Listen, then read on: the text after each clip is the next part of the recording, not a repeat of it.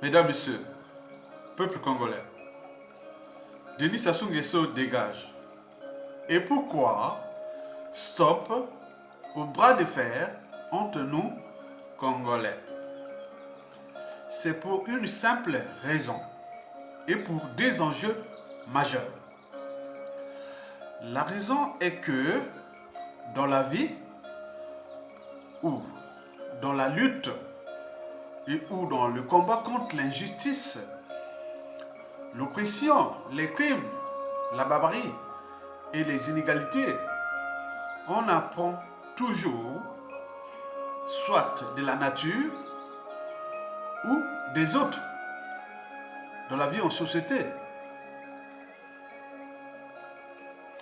En effet,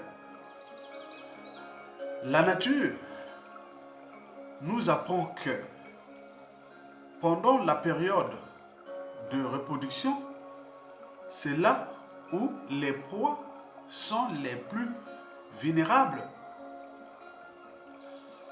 Les antilopes, les guinous, les zèbres, les buffles sont le plus vulnérables au moment de la période de reproduction, la période de rut, où ils se battent entre eux.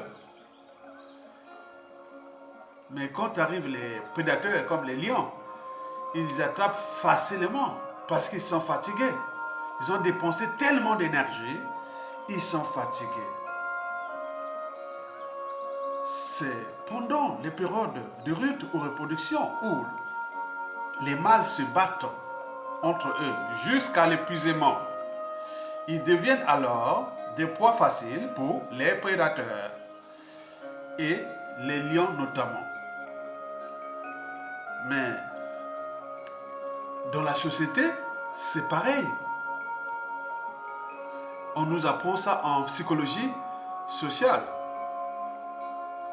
On vous apprend ça en psychologie sociale. En effet, lorsqu'un groupe passe l'essentiel de son temps à gérer des querelles internes, des conflits internes, ce groupe-là perd en productivité. Ce groupe-là perd en productivité. Ce groupe-là est moins efficace face aux problématiques et aux enjeux du groupe. Par exemple, le cas de l'assassinat de Guy Brice Parfait Kolela le 21 mars 2021 à Brazzaville. Qu'on a transporté les corps pour venir jouer tout ce qui se passe ici. Mais là, nous sommes rentrés dans l'entonnoir, dans le piège des conflits et des divisions internes. Ben oui. Alors que le problème ou le cas Guy Brice Parfait Kolela nous a manqué d'intelligence et de stratégie. On est bien d'accord.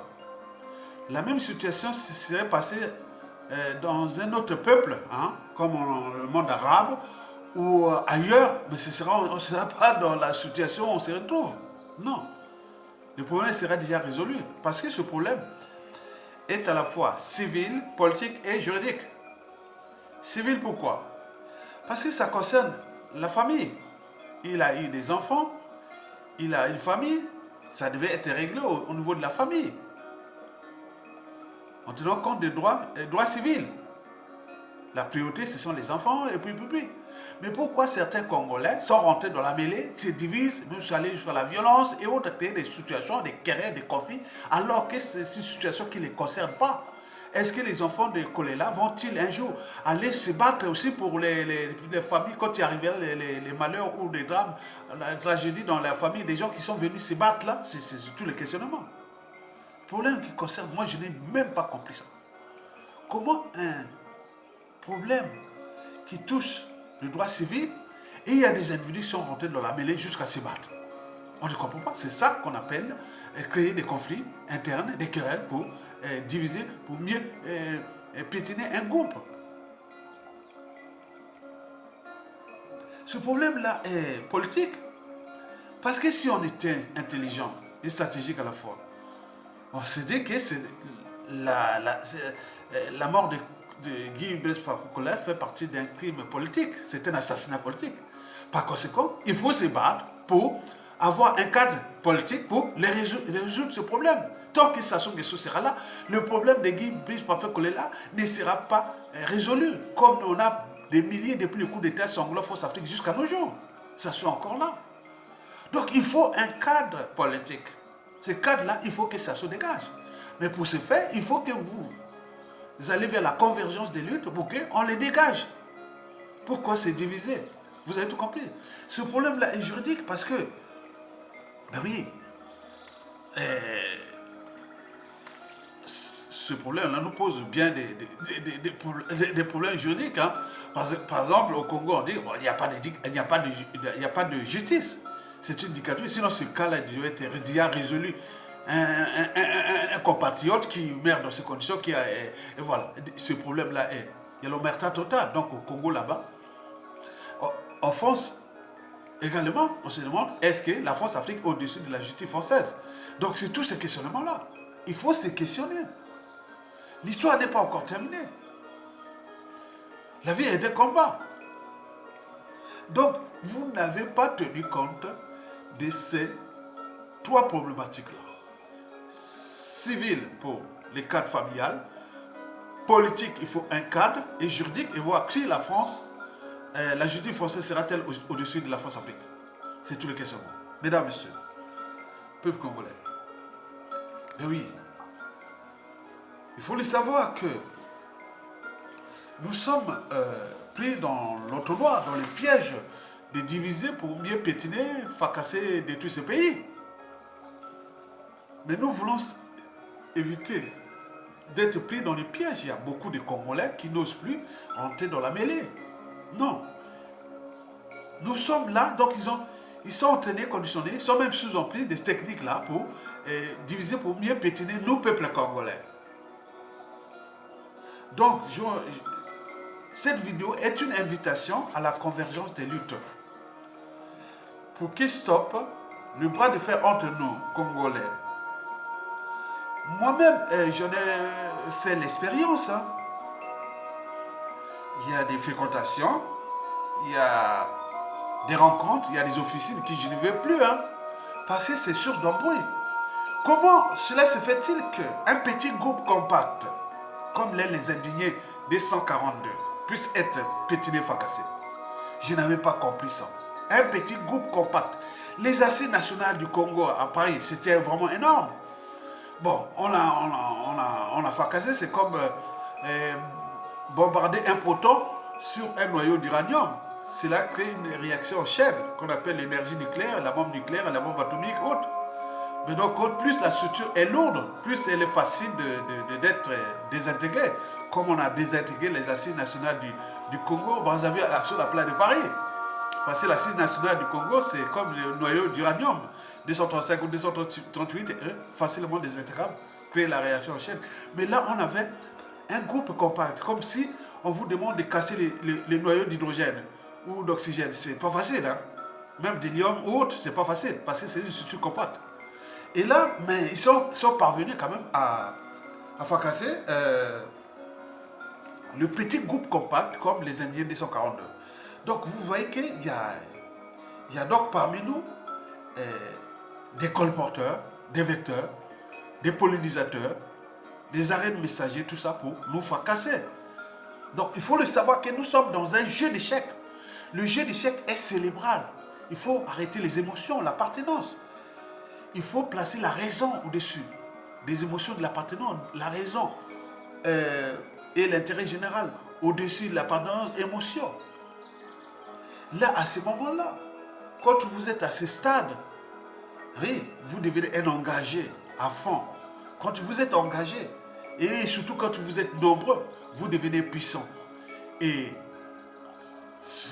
plus le combat est entouré des gens de conviction engagés, plus la lutte elle est bonne. Donc, c'est un problème de stratégie. C'est un problème de stratégie. Et donc, vous devez s'affranchir de ces querelles internes, de ces divisions.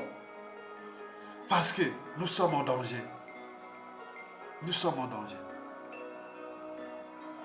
Mesdames et messieurs, peuple congolais, la convergence des luttes devient l'enjeu vital pour notre survie. Que ce soit au sein du clan, de la dictature et autres. Et pourquoi? Par rapport à ces des enjeux stratégiques que je vais vous en parler. Des enjeux majeurs. D'abord, au niveau national. D'abord, il y a deux enjeux que nous devons stopper le bras de fer entre nous. Il y a deux enjeux. Un enjeu national et un enjeu géostratégique. Explication. D'abord, l'enjeu majeur national. Vous voyez, le paradoxe que peut-être vous ne le savez pas, moi je le sais. Vous le savez que les Denis Sassou Nguesso, les dignitaires, le clan et tout ce monde, de quoi ils ont peur? Ils ont certes peur à nous, dans le cas où on peut les mettre hors d'état de nuit, ça c'est sûr, mais ils ont plus peur de ceux qui les utilisent pour aller s'aimer la haine, la division, la violence, menacer, terroriser, même assassiner. Ils ont peur d'eux. Ce qu'ils utilisent, moi j'ai des informations. Les dignitaires de Sassou Nguesso là, tous les clans et tout ce monde, ils n'ont pas peur d'Ayatonga. Ils ont peur d'Ayatonga seulement parce que il est intellectuel, il met des idées qui peuvent pénétrer les masses, le peuple. Et quand les idées pénètrent le peuple, ces peuples-là deviennent puissants. Et quand ils se mettent en mouvement, ils deviennent invincibles. Ça, ils le savent très bien. Mais par la suite, en pensant des lendemains, ils ont plus peur de ces gens qu'ils utilisent pour nous diviser, nous haïr, c'est-à-dire pas des nerfs. Bon, on peut parler aussi des nervis. Hein, bon, ce sont des gens qui viennent menacer, terroriser, brutaliser, même tuer. N'oublions pas ceux qui nous traquent, nous fliquent, nous font beaucoup de choses comme ça. Mais eux, les gars de Sassou Nguesso, ils ont peur de ces gens-là. Parce que demain, ces mêmes gens risquent de tourner la veste. Parce que ces gens-là sont comme des amis du net, des amis de l'internet. Ça tourne avec le vent. C'est comme des girouettes. Donc Sassou les sait, ils les utilisent. Bien sûr que certains ont trouvé là un fonds de commerce, un emploi à plein temps, et beaucoup de choses comme ça. Mais ils savent que ces gens-là, demain, ce sont les premiers à retourner la veste contre eux parce qu'ils ont des secrets. Ils ont des secrets de fabrication, l'art de diviser pour mieux pétiner les Congolais, l'art de venir s'aimer la haine, la division, et faire tout ce qu'ils nous ont fait là. Comment quelqu'un peut se réveiller le matin, peut-il se réveiller le matin et venir attaquer ceux qui luttent pour la libération du peuple? C'est qu'il faut se dire que soit les malades, mais si les malades, attends, les fous, ils ne sont pas aussi fous que ça. Hein. Il y a des fous, quand on sait bien que la personne raisonne, fait belles choses, mais il a du plaisir, il prend son temps à s'attaquer à ceux qui prennent des risques pour libérer le peuple congolais. Et donc ces gens-là, ils sont identifiés. Donc ils sont perdus. Ces gens-là sont perdus. Parce que pour les régimes, moi j'ai des informations. Hein. Je connais beaucoup dans la résidence, dans la diaspora qui font ce travail-là. Mais eux, bon, les gars de Sassou Nguesso, demain, ils seront les premiers à les tailler aussi. Parce que c'est pas des gens de... Il faut être du côté des convictions. C'est très important parce qu'on vous respecte. Parce qu'on dit que si je suis allé voir Ayatonga, j'ai décidé, je pense que ce qu'on a dit, il ne va pas me trahir. Si Ayatonga prend une décision que voilà, c'est pas ça, il ne va pas trahir. Donc, ils savent les gens de conviction. Et ça les dérange. Et donc ça, il faut le savoir que ces gens-là qui viennent nous diviser, s'aimer la haine, les tensions, ils jouent un jeu dangereux contre notre pays. Et pourquoi? Il faut aller en tenir compte des enjeux géostratégiques. Si vous avez un cerveau, au moins un cerveau, une âme de conscience, on regarde ce qui se passe au Mali, ça fait foi au dos. Ça fait foi au dos. Et d'ailleurs, le professeur Yamsi l'a très bien dit. Hein? Même la vidéo que vous allez entendre l'intellectuel Michel Offray à la fin de la vidéo. Vous allez entendre. Vous allez voir que ça fait froid au dos. Ce qui se passe au Mali là, ça fait froid au dos. Le Mali a failli, on a voulu diviser le Mali volontairement. Ils ont trouvé des gens là-bas pour diviser. Mais je vous l'avais dit historiquement que nous, au Congo, il y a déjà des colporteurs de la division. Si demain on veut fracasser ce pays en plusieurs morceaux, il y a des gens qui sont déjà là, en Occident, ailleurs, qui travaillent pour ça. Ils préparent déjà les terrains de la haine de la division. À cause d'un seul individu, nous allons nous diviser. Là-bas, en Mali, on a failli diviser le Mali. Volontairement, la partie la plus riche, on l'a divisée. Vous voulez diviser pour mieux régner. Et donc le professeur Niamsi l'a bien expliqué que il s'en fout de la condition sociale de nos Africains, que vous fracassez, vous piétinez, vous entretuez, on s'en fout. Les chaos, ça arrange les affaires. Et donc il faut en tenir compte. Vous savez qu'historiquement, chez nous, quand on venait les colons, pendant l'esclavage, la colonisation, quand on venait attaquer une tribu, les autres disaient, la tribu B, ils disaient, ah non, c'est pas... bon, c'est là. Après, on passe à la tribu B, après C, après D. Attends, ça devient la chaîne jusqu'à Z. Et on était là. Voilà. Donc, nous, c'est pareil. Vous savez que quand la maison du voisin brûle, il ne faut pas s'étonner que ton tour viendra. C'est ce qui se passe. Ce qui se passe. Quand en RDC, dans l'est de la RDC, vous voyez ce qui se passe là-bas? C'est identique de ce qui s'est passé, le processus de recolonisation de l'Afrique, qui est en train d'être démasqué, mais ça va finir. Mais nous, en Afrique centrale, ça risque d'être du pain béni, du caviar, puisque nous avons le problème des tribus, des divisions, des contentieux historiques. Mais on peut rentrer là et fracasser nos pays pour exploiter nos terres rares, minerais et autres, c'est facile. Donc vous devez s'affranchir des gens qui viennent s'aimer la haine et la division. Parce que nous sommes attaqués, nous sommes agressés. Alors, lorsque vous êtes dans votre famille, ou dans un village, ou dans une ville, dans un pays, que vous êtes agressé, vous avez des agresseurs, on connaît. Est-ce que vous allez vous battre entre les victimes? Vous haïr entre les victimes? Au lieu de s'attaquer d'abord ceux qui vous attaquent.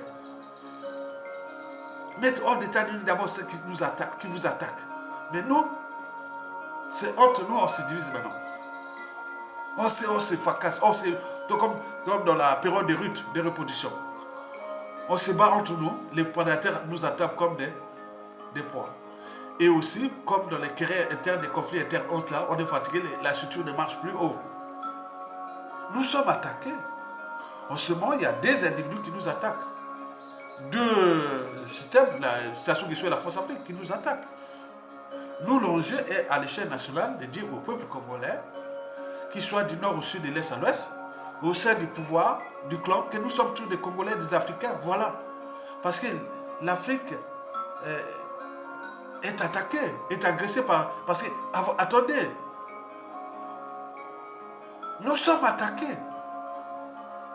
Il n'y a plus non, il faut aller vers la convergence des luttes comme ça se passe ailleurs. Maintenant, on va se regrouper dans ces trucs-là. Nous sommes attaqués. Il y a Denis Sassou Nguesso qui est placé là. Et la France-Afrique qui prend de l'eau. Nous sommes attaqués. Mais au vu de la situation de notre pays, mais Sassou Nguesso peut encore rester là, encore peut-être 2, 3 ans, 5 ans, hein, même après autre, hein, parce que l'enjeu devient tel que si la France-Afrique perd l'Afrique de l'Ouest, mais elle va se concentrer en Afrique centrale. Mais comme nous sommes fatigués, divisés, on va garder un des deux, on va continuer. Donc l'enjeu est dangereux. Et ces gens-là vont être là, les complices de la destruction de l'Afrique à l'échelle du Congo-Brazzaville. Hein. C'est ça. Donc nous sommes attaqués. Ça fait froid au dos. Il y a des choses, allez écouter les trucs du Mali et de ce qui se passe. Ça fait froid au dos. Et vous jouez là, voilà, comme si rien n'était, vous êtes là. Certains disent que, oui, bon, je suis en Occident, je suis en Europe. Mais non! Pensez à vos enfants, petits-enfants. Je vous dis, tant que l'homme noir ne sera pas debout, en Afrique, où tant que l'Afrique ne sera pas debout, nous ne serons jamais respectés partout dans le monde. Moi, j'en ai vécu ici, moi-même, à la fin des années 90. Les Chinois n'étaient pas respectés ici. Hein. Vous voyez là, vous voyez les histoires de Belleville dans le 11e et plein. Maintenant, aujourd'hui, on respecte les Chinois. Ils sont debout. Regardez la fin de la guerre froide et l'éclatement de l'Union soviétique avec Boris Yeltsin. Là, on s'est moqué de la Russie. On croyait qu'il avait. Maintenant, quand on a mis un dur qui est arrivé là, maintenant, on regarde comment il est revenu. Regardez l'histoire du Rwanda. Voilà, il faut des gens de conviction qui disent, vous voyez, on vous respecte. Ce monde-là, c'est un monde de respect. Si tu ne prends pas des risques de te faire respecter, on ne te respectera jamais. C'est le rapport de force, c'est l'ADN même de l'Occident. Le meilleur gagne. Dès que vous vous affrontez, bon, on vous respecte, on vient vers vous, on peut même vous amener un peu de progrès parce qu'on sait que vous êtes... voilà. Mais si vous êtes là le matin, midi, soir, mettre la chaîne en train de parler Kolela, tel opposant, tel... Non, vous perdez. En plus, vous êtes en Occident. Il y a des enfants ici éduqués, civilisés, même d'Afrique, d'un autre pays. Ils se moquent de nous, Congolais. Parfois, on se dit non.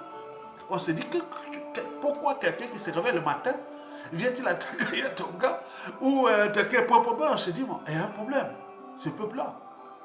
Donc, vous devez s'affranchir de cet état de crise, de bras de fer entre nous, aller vers la convergence des luttes et raisonner ceux qui sont au sein du pouvoir que l'Afrique est en danger. Vous n'aurez nulle part à aller cacher votre butin ou seront confisqués. Et vous restez dans votre Afrique là de merde, dans votre pays, si vous ne prenez pas votre responsabilité. Donc l'enjeu est là. Nous sommes attaqués, ça fait froid au dos. Regardez ce qui se passe au Mali. Après le Mali, combien d'autres victimes? Nous sommes la cible dans le bassin du Congo.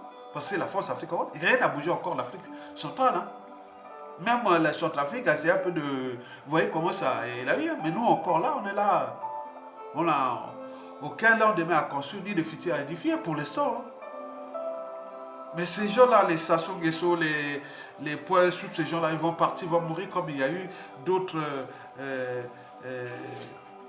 complices et autres qui sont morts. Ils ont laissé l'Afrique dans la merde. Hein. Mais ça ne va plus durer comme ça. La génération actuelle s'éveille. Ils ne vont plus vous laisser comme ça. Donc, chaque Congolais qui a au moins un cerveau, une âme et une conscience, je fais là le travail de mémoire. Parce que demain, vous allez dire que, historiquement, il y a eu des intellectuels comme Ayatonga qui ont pris les risques de leur vie et défendent l'intérêt général, l'intérêt du peuple. Il n'est ni contre le clan Sassou Nguesso et tout ce monde. Il veut que l'intérêt général, que le peuple soit libéré et voilà. Mais que, comme on n'a pas de rapport de force, au second, c'est du côté des désagresseurs, la France, l'Afrique et Denis Sassou Nguesso qui, si on ne prend pas les responsabilités, il va fracasser, il y aura des morts, on va mourir. Nous arriverons au pays, on aura peut-être plus des membres de la famille, beaucoup seront déjà partis alors qu'il n'y a pas eu de guerre. Mais on est en guerre. Vous croyez qu'il n'y a pas de guerre? On vous prive de l'eau potable, on vous prive de soins, de nourriture, de mobilité. Mais c'est ça, on est en guerre. C'est fait exprès pour ça. Donc prenez conscience du danger. Et donc je vais vous laisser avec le philosophe Michel Onfray.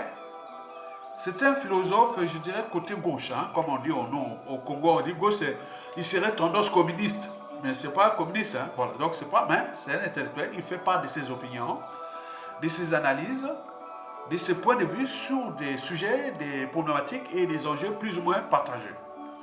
Je pense que dans cette vidéo, sa réflexion a été au-dessus de l'appartenance. Ce que j'ai défini, moi, ma liberté de conscience. Donc, quand vous allez écouter ça pour avoir une idée. Donc, parce que nous faisons un travail d'éducation et de vulgarisation du sens même du combat, du juste combat. Donc, nous ne sommes pas des ennemis entre nous au Congo.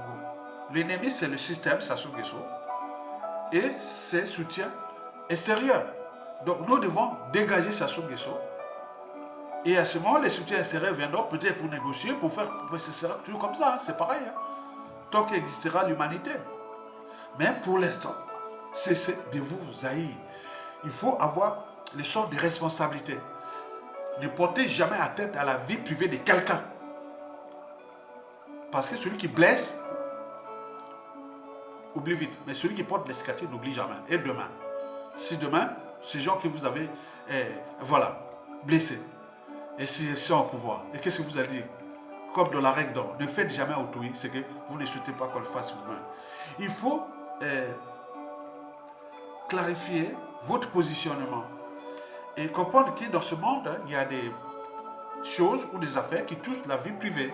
Ça, c'est la famille, ça, c'est la politique, ça, c'est le droit et autres. Ne mélangez pas tout. Parce que demain, ceux-là, que je vous l'ai dit, que beaucoup qui jouent pour le compte de Sassou Nguesso, demain, personne n'ira, ne voudra même pas d'eux. Non, non, non, merci. Non, non, non. Donc, entre nous, individuellement, il y a comme des courants de... un courant marin ou un courant d'air qui passe, ils savent bien, les gens bien, que demain, si ça sous-tombe ou autre, même au sein du pouvoir, ils savent, non, non, non, non, toi non, on ne veut pas, on ne veut plus. Dans cette Afrique qui se transforme, on ne veut plus des gens comme vous. Mais ils sont perdus, hein. Moi je vous dis sincèrement. Passer des temps à les menacer, brutaliser, attends, terroriser et tous les gens comme ça, vous avez quel monopole là? Parce que ce soit les moyens de l'État, mais les moyens là peuvent se retourner. Qu'ils soient administratifs, passeport, visa, qu'ils soient la justice, qu'ils soient des moyens de la diplomatie, des pressions et tout. Il y a tout, hein. Vous savez que c'est dangereux, hein. Un pays, c'est dangereux, hein. Donc, je décide là que ceux qui viennent créer la haine, la division, on leur a rappelé que c'est ça. Parce que vous préparez la substance ou l'énergie nécessaire à fracasser notre pays davantage, comme ça s'est passé au Mali. On a dit qu'au Mali, le président de transition avait demandé qu'on fait seulement les souverains de. Après, bon, ils sont venus, la force est venue, a mis les militaires en bas, ils ont bloqué le nord et les militaires ne pouvaient pas aller. Et l'État malien ne pouvait pas survoler son territoire comme ça. Mais ce n'est pas chez nous. Chez nous, on ne peut pas survoler notre territoire comme ça, hein. Sur l'accord de la France ou autre, hein. C'est comme ça, hein. Donc nous sommes encore là, loin. Et vous êtes là en train de vous fracasser, vous diviser, alors que les autres s'éveillent et demain vont dire, ah oui, c'est les Ouest africains qui viennent nous exploiter, c'est les Ouest africains qui... Non, parce que le monde, il faut se libérer. Aller vers la convergence des luttes. Ok? Très bien. Moi, je vous laisse là avec... attends, je vais mettre je vais mettre un peu la réflexion de Michel Oufin. Il faut l'écouter. Hein? Ok? Je vais prendre ça et à plus.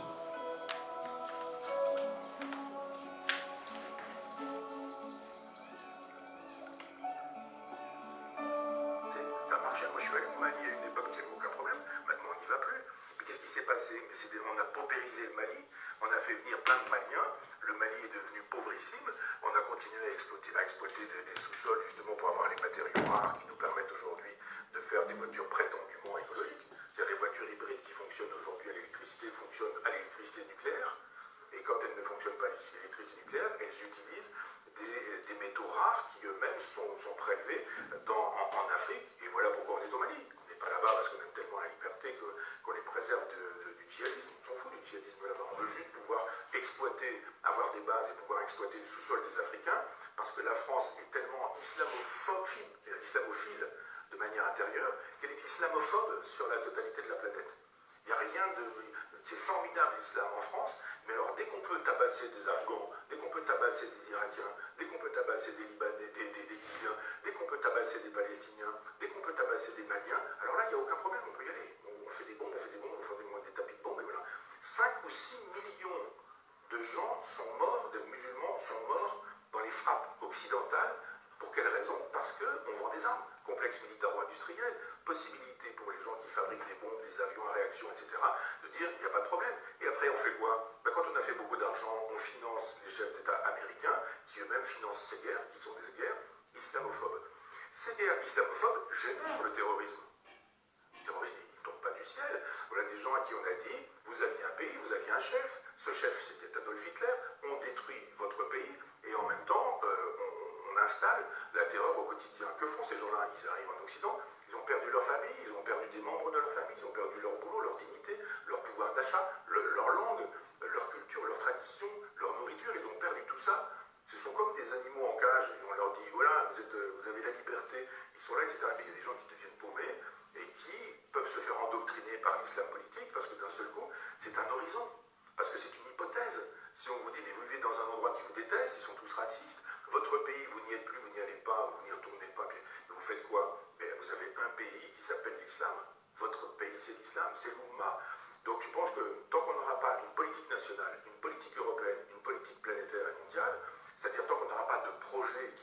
projet d'argent, de fric, en disant allez-y, circulez, c'est formidable, plus on a des migrants ici, plus on peut baisser les salaires. Évidemment, des gens, ils viennent du Mali, ils n'ont pas de papier, et ils viennent dire, moi si vous voulez, je vous fais la plonge. On leur a dit, d'accord, pas de problème, tu me fais la plonge, et puis en même temps, pas de papier, pas de truc, je te donne un petit peu d'argent, pas de retraite, pas de sécurité sociale, les sans-papiers trouvent des petits boulots comme ça, et en même temps, quelqu'un qui arrive et qui dit, mais non, moi je veux un salaire, je veux des vacances, je veux une retraite, etc. On dit, mais qu'est-ce que vous imaginez? Donc, si vous ne voulez pas ce boulot-là, il y en a 200 qui attendent là. Donc, l'immigration telle qu'elle est pratiquée aujourd'hui, elle fait le jeu du capitalisme planétaire. C'est formidable, l'immigration. Et c'est pas étonnant si le MEDEF est pour, si la droite libérale, la gauche libérale sont pour, et qu'en même temps on dit venez, ça fait une main-d'œuvre pas chère du tout, et en même temps on vous humilie, on vous exploite, on vous maîtrise. On va vous mettre dans des cages à lapins, on va laisser vos gamins dans les cages, il va falloir faire du trafic de hashish pour vivre, de cocaïne, de drogue, etc. Et puis on ferme les yeux là-dessus, territoire perdu de la République, aucun problème, tout ça rend possible le business, ça rend possible le business. L'immigration est une chose qu'on ne doit pas laisser aller en disant venez quand vous voudrez, puisqu'on sait très bien que dans ces cas-là, c'est la loi de la jungle. L'immigration, c'est quelque chose qui doit être voulu entre un État, entre un continent, donc la France, l'Europe, et puis entre d'autres pays avec lesquels on passe des accords de coopération. Il faut qu'il y ait des universités au Mali, il faut qu'il y ait des hôpitaux au Mali, il faut qu'il y ait des routes, des autoroutes, il faut qu'il y ait des centrales électriques, il faut qu'il y ait des possibilités d'avoir, je ne sais pas quoi, des garages de voitures, des écoles, etc. Tant qu'on ne pensera à l'immigration en termes de c'est bien l'immigration ou c'est pas bien, vous êtes pour ou vous êtes contre, vous êtes pour, vous êtes formidable, vous êtes contre, vous êtes comme Marine Le Pen, vous êtes un salaud. Non, la question de l'immigration, c'est laquelle, quand, pourquoi, à quoi sert cette immigration aujourd'hui, pourquoi fait-elle le jeu du grand capital, pourquoi est-ce qu'effectivement ça permet de détruire le code du travail, pourquoi ça permet de détruire les salaires, pourquoi ça permet de détruire les retraites, parce qu'on a une main-d'œuvre qui est taillable et corvéable à merci. Quand on parle aujourd'hui de la traite des esclaves, c'est formidable d'aller chercher des poux dans la tête des gens en disant qu'il y a une traite des esclaves là en 1492. Oui, d'accord, très bien. Mais il y a actuellement une traite des esclaves. Quand on laisse passer tous ces migrants en disant venez, installez-vous où vous voulez, il y a toujours une toile de tente ici, il y a un bout de square là, il y a un endroit où vous allez pouvoir vous mettre à l'abri ici, puis voilà, puis débrouillez-vous pour le reste. Tout ça c'est formidable. Moi j'appelle ça de la traite esclavagiste. Et j'estime que si on ne pense pas à l'immigration, ce que j'essaie de faire un peu rapidement, si on ne pense pas des solutions à la question inévitable de l'immigration, bien sûr il y en a toujours, il y en aura toujours, et on n'arrête pas l'immigration en remettant les gens à la mer ou en remettant les gens sur des bateaux, on les renvoie chez eux, ça n'a aucun sens. C'est la thèse de l'extrême droite, c'est pas la mienne, mais c'est juste de dire quelle politique de l'immigration pouvons-nous avoir qui serait une politique de civilisation. On est en train de détruire les civilisations. Moi j'adore l'art africain, je collectionne un peu d'art africain, je suis curieux de ces civilisations-là. Que sont-elles devenues? Que sont-elles devenues? La civilisation, c'est quoi pour ces gens-là? On a détruit leur peuple, leur langue, leurs coutumes, leur façon de s'habiller. Ils sont tous avec des Nike, des machins, des téléphones portables, etc. On dit, mais c'est ça que vous voulez, un grand marché planétaire, avec des gamins qui sont des consuméristes, des gamins pour lesquels l'horizon indépassable, c'est le grand magasin dans lequel on peut acheter, le supermarché dans lequel on peut acheter des choses, des objets, des biens avec lesquels on va pouvoir frimer, montrer que, etc. etc. Mais quand vous regardez la sagesse africaine, on l'a pillée, on l'a massacrée. C'était une sagesse extraordinaire, une sagesse panthéiste, de rapport à la nature, au temps, aux éléments, à la nuit, au jour, aux étoiles. Moi j'ai adoré en Mauritanie entendre des conteurs me raconter des choses alors qu'on avait l'impression sur le toit d'une maison qu'il suffisait de tendre le bras pour décrocher des étoiles. Et on se dit mais qu'a-t-on fait de la civilisation malienne, mauritanienne? Ah ben quand il s'agit d'avoir 3 statues au Quai Branly, c'est formidable, les arts africains, les arts premiers, ça c'est formidable. Mais quand il s'agit de dire qu'avez-vous fait de ces civilisations que vous continuez de détruire, l'immigration sauvage et libérale comme elle est pratiquée est un génocide de civilisation. On tue les civilisations. Mais le grand marché planétaire qui veut un gouvernement planétaire et qui ne veut que des individus qui consomment, quelle que soit leur religion et leur couleur de peau, a intérêt, va dire, traversez la Méditerranée, pas de problème. Venez chez nous, vous allez vider nos poubelles, vous allez utiliser les services sociaux, vous allez vous entasser dans des cages d'immeubles où vous allez sentir les urines de chiens, de chats, de pistes d'humains, même ce genre de choses. C'est ça qu'on vous propose, vous allez vivre ici, c'est très bien, vous allez voir, avec des dealers qu'il faut régner la loi, c'est ça qu'on veut. C'est pas l'idée que je me fais de la France, c'est pas l'idée